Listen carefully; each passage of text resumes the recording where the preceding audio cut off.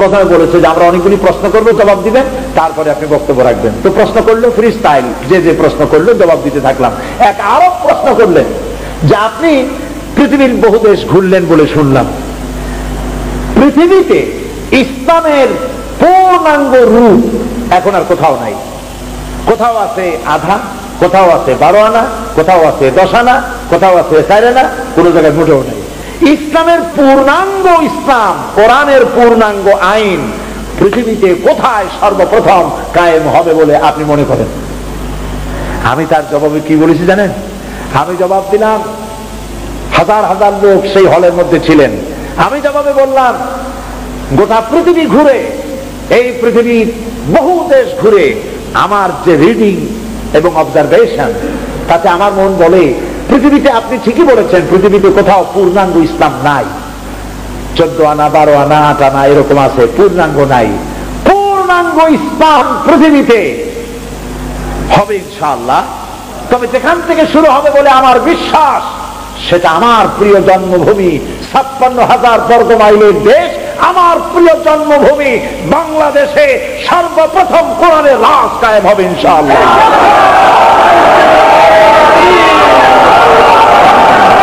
আমি জানি ভাইরা, আমি তাদের বললাম, দেখেন এইটা আমি কায়ের জোরে বলি নেই, এর পেছনে দলিল আছে। দলিলটা হলো এই, আমার দেশে আজ 12 কোটি মুসলমান। এই 12 কোটি মুসলমান ঘুমোতে যায় এশার আজান শুনে। 2.5 থেকে 3 লক্ষ মসজিদের মিনারা থেকে আজানের আওয়াজ হয়, আশহাদু আল্লা ইলাহা ইল্লাল্লাহ। কে থামাবি? চিৎকার দিয়ে আজানের আওয়াজ বন্ধ করবা? मगरिब की वादियों में गूंजी अज़ा हमारी, थमता न था किसी से सैल रवा हमारा। প্রাচ্য প্রতীচ্ছে, অন্তরিক্ষে, বাতাসে, ইধারে, পাহাড়ে, পর্বতে, সমুদ্রের ঢেউয়ে রণিত, অনুরণিত, ধ্বনিত, প্রতিধ্বনিত হবে আশহাদু আন্না মুহাম্মাদার রাসূলুল্লাহ। আবু জাহেলের মুশকিলা চিল্লায়া আযানের আওয়াজ বন্ধ করে দিতে পারবে না। আল্লাহু আকবার। এই 2.5 থেকে 3 লক্ষ মসজিদের মিনারা থেকে এশার আজান শুনে 12 কোটি মানুষ রাতের বেলায় ঘুমোতে যায়। আর বাংলার 12 কোটি মানুষ এই 2.5 থেকে 3 লক্ষ মসজিদের মিনারের আজানের আওয়াজ শুনে তাদের ফজরে ঘুম ভেঙে যায়।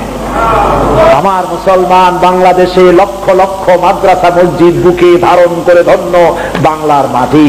ধর্ম নিরপেক্ষ মতবাদের জায়গা বাংলাদেশে হবে না, বাংলাদেশে হবে কোরআনের রাজ কায়েম হবে ইনশাআল্লাহ।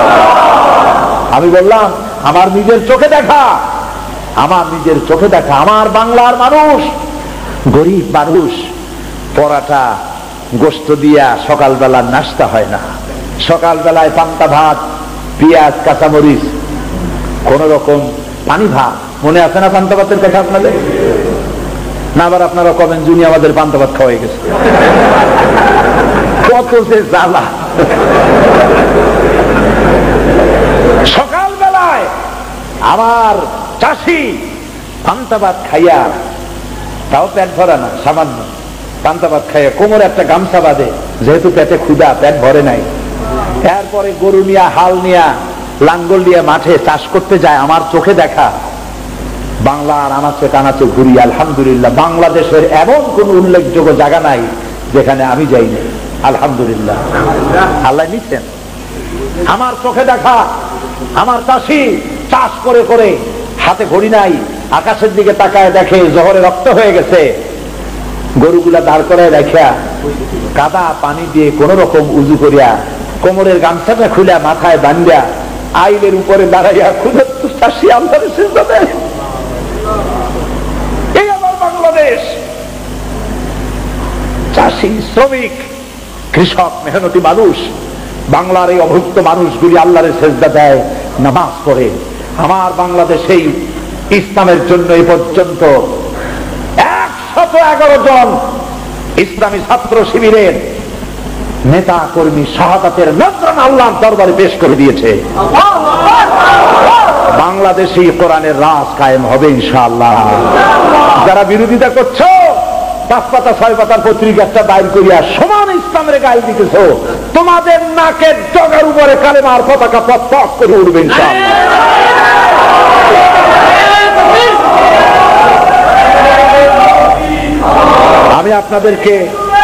আমি আপনাদেরকে বলবো, বাংলাদেশকে ভালোবাসুন, বাংলাদেশকে ভালোবাসুন, বাংলাদেশকে ভালোবাসুন, এবং এই দেশে যতদিন থাকবেন আল্লাহ আপনাদেরকে রাখুন, ইমানের সাথে রাখুন। বলি আমিন। হিন্দু সংস্কৃতিতে ডুবে যাবেন না, মুসলমান পরিচয় বেঁচে থাকুন, বাংলাদেশকে ভালোবাসুন। জীবন এবং মওতের ফয়সালা আল্লাহর হাতে, কারো কোনো ব্যক্তির হাতে মৃত্যুর ফয়সালা নাই। যদি আমার মৃত্যু থাকে কারো গুলিতে আমি শহীদ হব, সারা পৃথিবী পাহারা দিয়া সেই গুলি থেকে আমাকে বাঁচাতে পারবে না। আর যদি আমার জন্য কোনো গুলি আল্লাহর পক্ষ থেকে বরাদ্দ না থাকে, সারা পৃথিবী বৃষ্টির মতো আমার প্রতি আমাকে লক্ষ্য করে গুলি ছুড়লে আমার একটা পশমও হেলাতে পারবে না। এটা আমার ঈমান। আলাউদ্দিন আইএমসি মিডিয়া কুরআন হাদিসের কথা বলে, সত্যের দিকে আহ্বান করে। Alauddin IMC media.